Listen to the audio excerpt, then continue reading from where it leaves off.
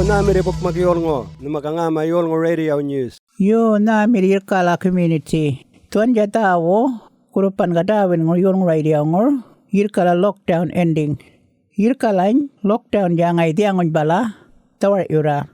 Kabman tukar lakaram, Yirrkala lockdown, tukar nango, ending gator, 2 p.m. Thursday, 20th of January. Kameli ngai, numalang Yirrkala po Yolngu mala, Paula mir namato, moving around yaka, pijan na kun normal ya.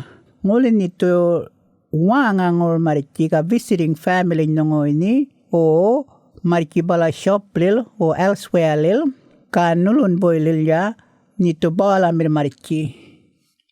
Health workers to, wal kajama testing yul ngol walanga belanja miri, nguni Yirrkala lockdown, marangal walal, lurkun kal yul ngwal reading, COVID-19 ya. Kayul ngwalal nguni walal test positive maram walal to isolating na. Tualing mayali walal to nina wangangura kinawan.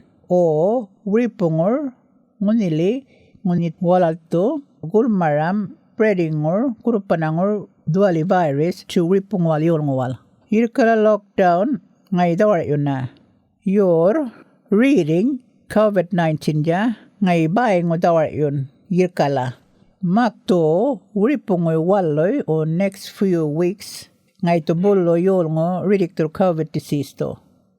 Ka numa duali Yirrkala numa ka Yolngu nina tuali ngay nakon miritir ka muru manmak numa to ka marichi clinical ka maram test.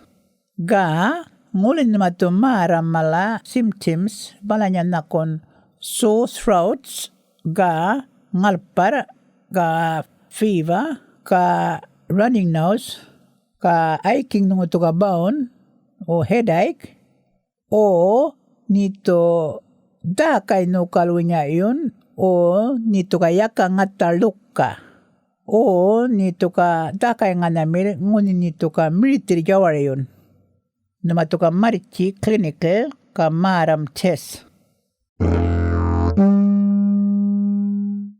Yo kaduan jaka amuro kaliwin ko lockdown. Kaliwin ko hindi ang bala still ngay lockdown ngoro. Kayan waray until after weekend. Ka Monday ja afternoon limurtunga ko government kung taon ngay to lakrang limurong if ngay to kaliwin ko lockdown tawar ura o barak to marichiki. Barpro Wednesday, health workers to walal maram 49 people na with virus. Katurnya walal bolo marangal rere mirin walan yor yaka ngana pur maringi namuna yor yalang mir ngana pur tunu malan maringi kom. Tuali rere tiang bala ngai ka lachuar yuna diali kaliwin go. Ka duali ngai important numalang mariki walal ga marang test tiale di health center.